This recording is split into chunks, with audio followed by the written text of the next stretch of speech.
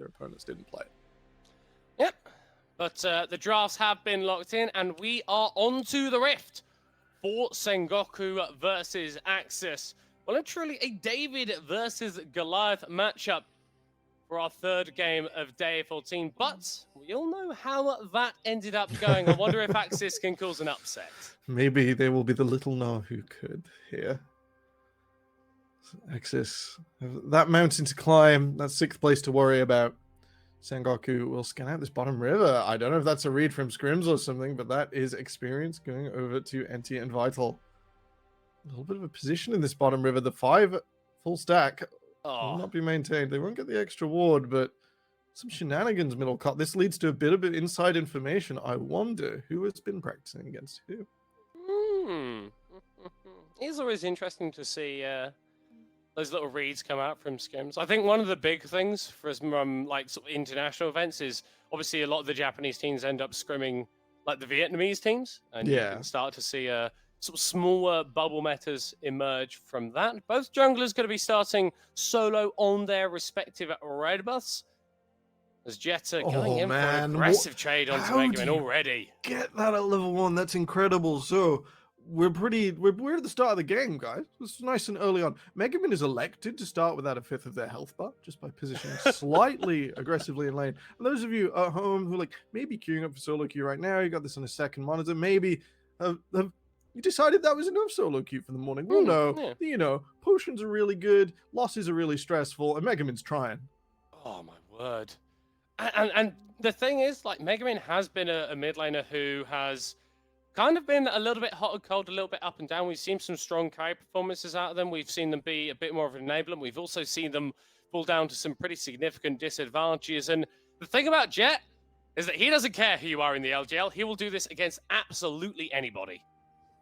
All right, that's a bit more equal now. Megaman took that trade a little bit better. Has chugged all the potions and a cookie. So I really hope can stay alive here. This is the problem with Orianna Sylas. It's not the best matchup for Sylas. It's pretty even, but Sylas against control mages generally just finds these windows and has opportunity to just attack his opponents when they really want to be focusing on something else. And we saw that exploited to its maxim here. Sengoku, they're aware of what they want to do. Swamp and Once will meet here. Yeah, and the Poppy may have gone a little bit too far forward, but gets out of that situation before any danger can come through. And Once they're actually going to be moving into this river, stunned against the wall with a heroic charge and the phase rush and the steadfast presence enough to prevent the Wukong going any further forward. As Azuka and Sanctuary finding a fair bit of damage onto NT in this bot lane, as Swans is going to be fighting up with Swamp, forcing flashes actually in the river out from Ozuka as Vital runs away. All right, a little bit of backwards and forwards. That looks a bit dicey there for a second with Sengoku on full retreat in this bot lane. Just looked a little bit open, but the dredge line not available. Ozuka just had to wait a second more to try his luck there. I like to see the early trading here from AXIZ. Swamp was not afraid to stop Once crossing the river there, to trade backwards and make any potential gank onto bot lane come later. You'd have to finish that camp. We see Once's health going up steadily and Swamp pathing away. And with that, that's a little bit of a pinch point nullified for the bottom lane. And I really want to see AXIZ make the most of this. Just continue forward stably. Continue making the Ezreal's best time in the game not that valuable. Yeah, so I kind of want to pick your brain a little bit on that, Temporal, because Ezreal was this champion which was prioritized so heavily for the last few patches, but has really fallen away. On 12-13, it feels like specifically. Is there any specific reason why we're not seeing as much as a Prodigal Explorer?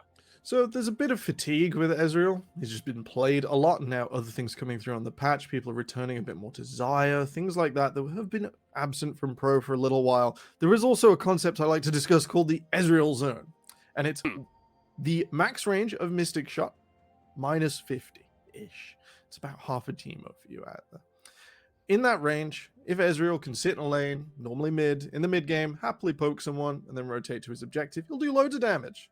As we see Jet try his luck, will not get the 50-50 on the chickens. If Ezreal can sit in that range once, going for the 1-2 now, Swamp under a lot of pressure. Yeah, and we've already seen a similar trade like that in the bot side river, where Swamp gets the stun into the wall, you land the charge with the hit the hammer, and then you just run away with phase rush and the steadfast presence. NT and Vital still got priority in this bot lane, but Sanctuary has been able to farm up relatively for free as Ozika is going to find a hook onto the Karma, but can't continue the trade any further. A little bit of damage over onto Sanctuary and Ozika, not unexpected at this stage. The Ezreal zone, about 50 less than the max range on Mystic Shot, and it just allows Ezreal to be present in that mid lane. The problem is against Jinx later on, she sits well outside of that zone. What does the Ezreal do when he's not in a huge team fight? Because this AD carry relies on spells and attacks. And if he's not able to reliably use those, unless he's in an all-in, you might as well be playing the Jinx. You might as well play something that plays faster than Ezreal. He does DPS. He does not do damage quickly. And without that, the pick is relatively useless compared to most AD carries that just do things faster. Yeah, does offer you a relative amount of safety on terms of the side lane. So if we see NT sort of utilize that, leaving the AD carry by their own and moving around the rest of the map and accruing some advantages, maybe that's a strategy that could work out for Sengoku. Swamp, once again, aiming for that Raptor camp, but isn't able to find it as Jet steals away the Death Charge. And once a few members of AXIZ leave this mid lane, could look for an aggressive play. We'll buy that time later on. Doesn't need to use it straight away. And everyone will fade away back into the jungle. If we look at the map right now, you'll see Paz sitting in base. He's going to use that teleport back up to the top lane. So that is no teleport to a tower defensively in the bottom lane if Sengoku were to be pressed upon once again by the returning members of AXIZ. Ooh, nearly cancels the reset from Yellow Yoshi. With once coming up to level 6, I think the dragon is on both of our junglers' minds. Yeah. Swamp hanging around there as to it is Vital and NC that do have the bot lane priority. Jet's getting first roam as well, so Bobby needs to get out of here relatively soon, otherwise they could see themselves falling down for first blood. It has been a bit of a tepid early game tempo. Do you feel like there's a team that is upset about this? Probably Sengoku, really. AXIZ are really happy with Tepid right now. Tepid says your Jinx is going to be hydrated in 15 minutes. Whereas, you know, Tepid does not light the fires under the burning forges of Sengoku. A good hook there from Ozika onto NT, but Vital with that level 6 throws out like True Shot Barrage, but doesn't quite find the Nautilus. Small CS lead being accrued for that Ezreal, but remember what you said earlier, we need to be really watching out for him once we get a little bit later into the game, seeing how he matches up against this Jinx. Yeah, the surprise of the person having an extra flash, just having a little bit of CS lead, just being able to do a little more in lane. Not the end of the world. It's what they can do with it later. Once his Ezreal has his Man Immune, maybe his Essence Reaver, looking at the items in his inventory. And from there, what he can do with that poke, with that agency, if he's not able to find much, then this small advantage will be completely forgotten. Yeah, it's something that we have seen from DFM today, as Sengoku are doing now, with Paz trading up against Yellow Yoshi in the top lane. Might actually look for an all-in here. Does kill the Forge God and once now roaming over with that Herald. The flash forced over the wall. Something we have seen, Temporal, is teams going a lot more towards this Herald in the early stages, kind of ignoring the Drake to a certain extent and not really focusing the objective. Yeah, I think the risk factor has sort of come up where if you go for that first dragon and the Herald is spawning, you didn't get it on the fastest possible spawn when there is no trade with the Rift Herald, then most people are just very keen to leave it alone and let your opponent go in for that disadvantageous trade that lets you get the Herald earlier on without committing much, and the extra gold from that just doesn't trade back over to your opponent. They get the 25 for killing Shelly, and you get 3 plates. There's a plate actually secured for Paz in this top lane, who on the Ornn has actually been doing absolutely fine versus an R. You typically expect tanks going up against the mini Gnar to suffer a fair bit, but Paz sort of showing his quality on this this weak side pick and doing absolutely fine. Yeah, even's great for Ornn here. You know, he's going to have that big team fight tool. He's not starved of gold, as you sometimes expect Ornn to be in this lane. As you rightly say, if the Gnar holds an advantageous wave state, it gets really difficult really quickly. Poke backwards and forwards here. Someone's trying to find an all-in. Yeah, and once was looking for it onto Megamin, who is going to expend that summoner over the wall. Both solo laners from AXIZ now without their flash, and if once is able to make some aggressive moves around the map, could look to punish those. As so much stancing has occurred between these two junglers. Swamp walking forward into that bot lane, but consistently it's Sengoku that have had the position. They've had sort of the first rotate, but Actually, AXIZ just sort of forcing themselves into the river a little bit, not going to result in anything further. Again, it's so tepid, it's so cagey from both of these teams. It really is. Like, both junglers clearly have this, like, fifth camp on the map, and it's just staring at each other's faces. AXIZ will take a little damage here. Sengoku, over the last few minutes, they've tried to find some chip damage. They've tried to find a reliable way to Dragon, but Swamp will respond. Oh, flash engaged from Ozaka immediately onto NT, who's going to be forced to flash away, take it down for first blood. Keeper's verdict pushes away that Wukong, and AXIZ get the play. All right, they found the numbers advantage. Will they transfer it to Dragon? Will Swamp try and do something else, or will it just be the reset for economy? AXIZ feel the need to not rush here. Jet will steal away the shockwave. I don't think it's going to be a dive. Don't think it's going to be exciting. AXIZ are happy with just a little bit of money and going back and doing it again. And we've seen, like, so many times, First Blood coming through onto 80 carries in this matchup. And I mean, looking at this just from a perspective, Vital getting that early damage down looked good, but then Ozaka is so proactive. He maybe played his hand a little bit too much, as soon as that true shot barrage was visible, both teams started on my way pinging the Ezreal.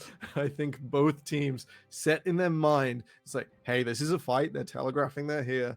Let's take advantage. AXIZ managed to do that. They've got the Kraken Slayer for Jinx at 11 minutes. It's looking great right now, middle cut.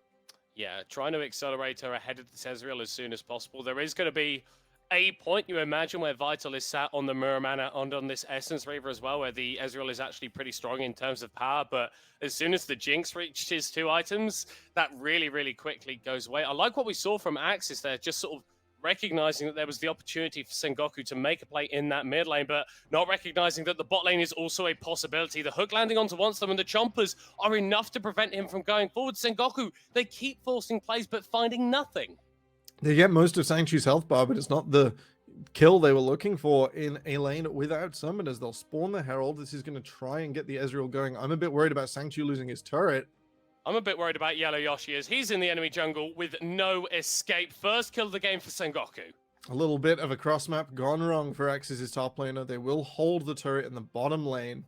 If Sanctuary lost that tower there is potential for a deep freeze that the Jinx would enjoy. Sengoku, they want to extract gold. They are going to go for the tower here. This is a huge risk, middle cut. Oh, Hex Flash over the wall from Ozaka. Ultimate is available for the Nautilus. The hook going just wide. These Mystic Shots in the back of his head. Very close for the Nautilus. But with AXIZ's bot lane being forced back and Mega Man moving into this mid lane, first tower and first Drake of the game going to go in favor of Sengoku. I really would prefer Sengoku to just slowly let the minion wave die here. They've got to get as much money out as possible. That's what's going to give the Jinx the way back into this game, or AXIZ's composition strength. I do like starting to roll the dragons, though. There will be a stage at which Sengoku needs to bring AXIZ out before they are ready if they're going to win with this faster composition.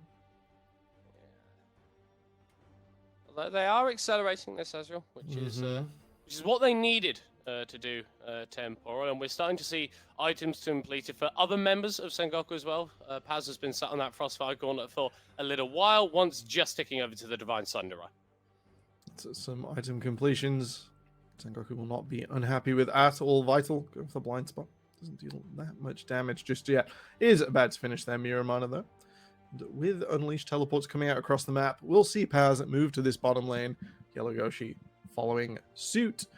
I do like this assignment plus item combination from Sanctuary. He's gone for a very late cull. That's a little bit of extra money in his pocket when he accepts that late game scaling. However, it does consign him to a side lane here. It consigns AXIZ to not wishing to fight. That may give Sengoku a way in, a way to attack these assignments as the Herald comes up in topside. Yeah, and Sengoku have already built themselves a decent lead throughout these early stages, 2000. But I think if AXIZ are able to achieve that game state like you're referring to, where fighting doesn't happen, they're going to be absolutely fine. Ozaka, Sanctuary now pushing in the topside. Swamp is here as well, but I don't think Jet even cares. Probably could go for a 1v3. Knowing Jet, he'd try. Talking about Herald and that lack of fighting, AXIZ have moved in here first. They want to dissuade Sengoku from even bothering by keeping someone in mid just a little bit longer now. NT has pulled the trigger and he has got out of that lane. Oscar Posturing going a comes little bit out. wide with the hook as once gets the engage onto 2. The steadfast presence not enough to prevent the engage as the keeper's verdict is going to be fired out, but it's already AXIZ being destroyed in the fight. It's already Sengoku picking up the kills. That's 3 in their favor without a response coming through. And AXIZ forced to back away. They wanted to slow down the game. Sengoku put their foot on the accelerator. They managed to find their way in. That was a bit of a Dignitas moment. Even with Asuka going down, it felt like AXIZ were winning till Sengoku found Sangchu, burned some cooldowns, and the Jinx vanishes before our eyes. Let me show you a magic trick, middle cut. Up our sleeve, we have one Sengoku early rotation. That Karma confidently moving out of lane makes up the numbers here. Once pulls the trigger, the super charge depth charge from Jet, dealing all that extra damage, offers. Look at Sangchu, still untouched. He's got Yellow Yoshi behind him now. But one Ornn ultimate plus one Divey Silas makes the Jinx disappear, and with it, AXIZ hopes of winning that fight. Yeah, and maybe their hopes of winning this game, because 4,500 gold lead now for Sengoku, and that Herald in Once's pocket. The side lane towers have already been taken down.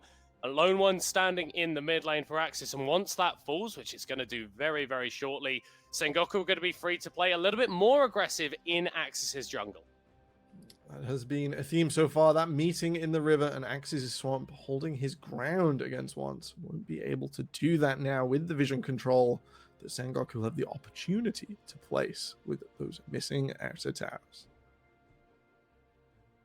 Minute and a half until the Infernal Drake, as we're seeing Vital just feels absolutely free to go forward. He's feeling it. He's enjoying himself. Well, I mean, he's allowed to. He's on that 2-item spike that we referred to on this Ezreal, where he does look incredibly powerful as multiple members of AXIZ roaming towards this mid lane. I think the priority in that mid lane is going to be very important for the next couple of minutes, as Paz and Jet getting priority on the side lanes, shoving those in, forcing AXIZ to respond to them.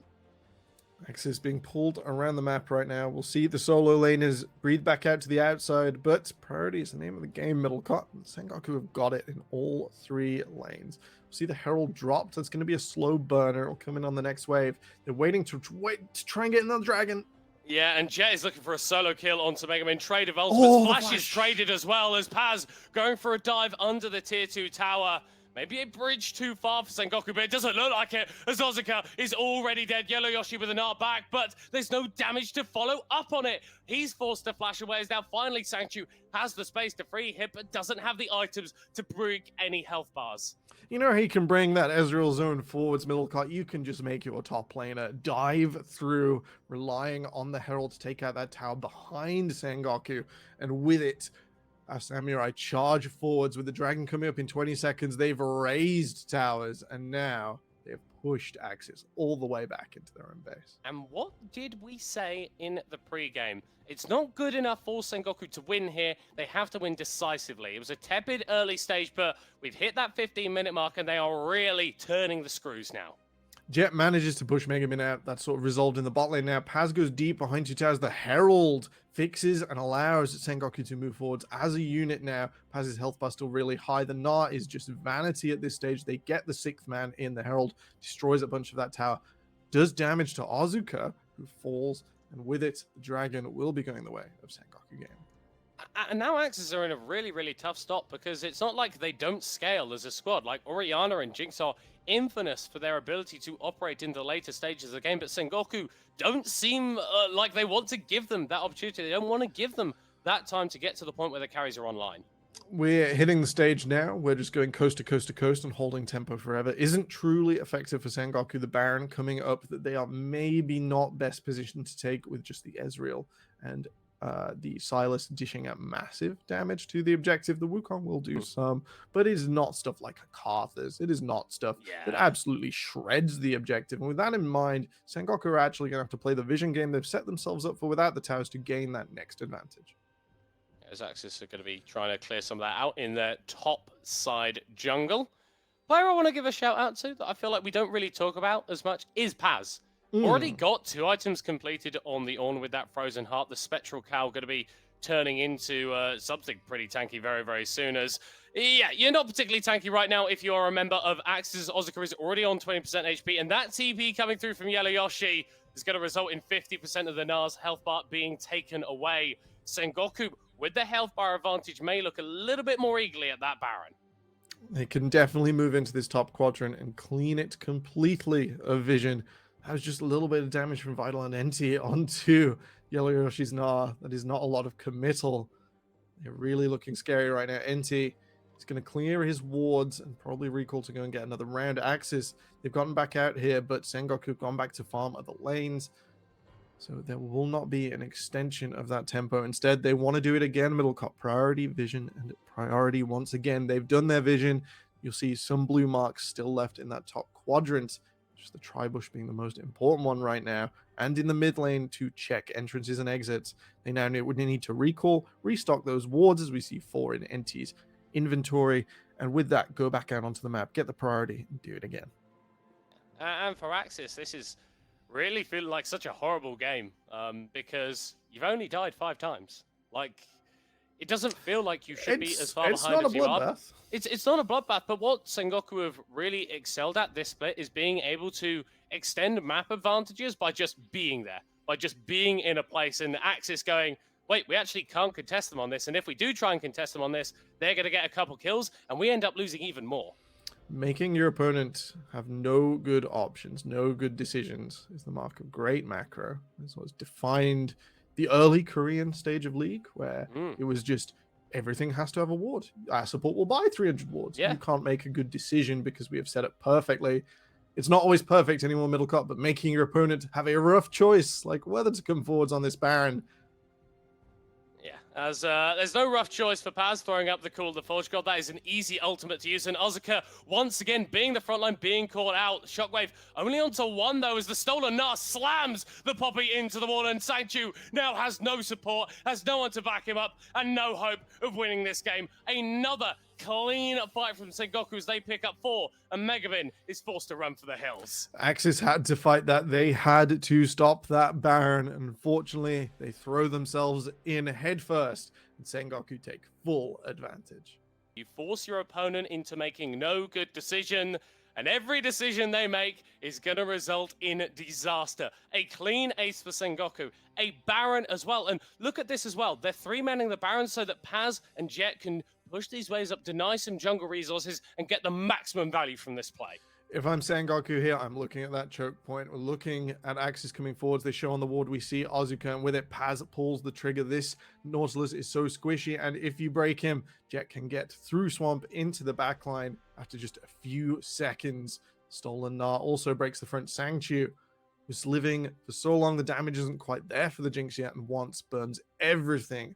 The front line is gone. AXIZ completely broken. They tried to delay once into the back line, but even then, not enough. And one of the things that we praised about this AXIZ composition was that it was incredibly standard. It was incredibly easy to execute, and Sengoku just aren't allowing them the time to set up. We aren't getting Swamp standing in front of everyone with that steadfast presence being basically unkillable. We're having Ozika getting a little bit caught out and Sangchu being sort of left alone. AXIZ really aren't working as a 5-person unit, and Sengoku are taking full advantage of that. They may not be able to, as we'll see in the replay. Sengoku just take away a bit of extra resources. They do force the blue buff to be smited and the flash away from Jet. So AXIZ biting back, not giving up just yet. A little bit of interfacing at the front here. These Baron creeps do take a lot of time to kill. Ozika takes some damage, and Jet's trying to find a flank on the side. Well, I think he's finding a flank on the side. He's found Yelioshi. He's going to dive forward, knock him into the wall. There's so much damage on this Silas at this point of the game. It really, really is irresistible. Sengoku get the pick and are going to push in mid. All right, little advantages in little places. They're also going to get that tier 2 in the bottom side while this is going on. They're making sure AXIZ can't respond to everything. You cannot send 4 people to respond to 5. Once again, Sengoku grind out further advantage. We're up over 11,000 gold middle cut. I can't see this lasting too much longer. Yeah, we finally got Sanctuary on 2 items, but the Ezreal is nearly on for the flash forward for the engage from Ozika, but he's not quite able to find it as Swamp in the front line gets knocked up, and Paz stunned against the wall actually, but that one is incredibly tanky. An excellent true shot barrage from Vital as he goes forward, finds a kill. AXIZ get their second of the game, and it may just be their last as they're forced to retreat to the fountain. All right, this inhibitor tower will fall in mid in the bottom lane. 2 inhibitors, no doubt, soon to follow. Ozika will pick up that locket, so that is going to make Jet's job at diving forwards that little bit harder, maybe provide that clutch turnaround if Sengoku go a little too far. We saw Paz falling there with that, but that's really all we've got at this stage, Middle Cut. There is not a lot to go on. I love that from Vital. Could have easily arcane shifted over the wall to get away safely, but no, stands up in the face of AXIZ and takes the Hex Gate away. Jet not quite going to be able to steal out this red buff as the Super Mega Death Rocket for an attempted Drake steal. Ooh, that was bloody close, Temporal. 90 on the dot. AXIZ trying to take everything they can, every little piece from this game. This is a huge glow up for the team. We are certain almost are locked into 7th. Against Sengoku, they will not give up. We're almost at the stage when we'll cut. The reason I'm hyping what looks like the dead horse on the ground is we're getting to the stage where that Jinx has got 2, nearly 3 items. The Oriana, they are the wrong items, but I will contain myself, is almost on 3 items. The Gnar, for not having the greatest performance, has his Triforce, and he almost has his Black Cleaver, his 2nd item, which supports Jinx's damage. If there is to be a time for AXIZ, they have almost achieved their condition of getting to the late game. Was it enough, Middle Cut? Is 10,000 too much? We will quickly find out as AXIZ are running forwards. Yeah, looking for an engage, only finding it onto the Ornn though, and yeah, I think 10,000 might be a little bit too much, Temporal. Ozika already taken out the fight as in comes the response TP from Yelloyoshi to try and defend this top lane tower, but it's not going to happen yet. Might be in a 1v3 relatively soon as that inhib being defended stalwartly by AXIZ, but once again, Sengoku giving their opponent no good decision to make. Either you defend this top lane tower and lose your mid lane inhib, or you defend your mid lane inhib and use your top lane tower, or the likely scenario, you end up in the long run losing everything. There will be trades backwards and forwards. Jet is pulling a funny face right now as AXIZ cannot respond meaningfully across all lanes. Sengoku can spread thin, and it takes more of AXIZ to beat less of Sengoku. And you can just see that. Like, Jet is going to be hitting onto Nexus towers while the fight is emerging in the top side, and doesn't really care. The shockwave going wide. Yelloyoshi not quite able to find the scoop back. 2 ultimates whiffing as Sengoku have just decided they're going to win this game. Once a Jet now hitting onto the Nexus towers. Nexus has been opened up, and that means that the rest of the squad are just going to run through and try and win this. Ozika getting knocked back by Jez. A huge cyclone from once finds everybody in the back line. Isolation onto Yelloyoshi as he's going to be taken out. As here comes the call of the Forge God. It is a formality at this point. Sengoku bounce back from earlier defeats and take out AXIZ. Sengoku just putting their signature on the piece of paper at this stage. They take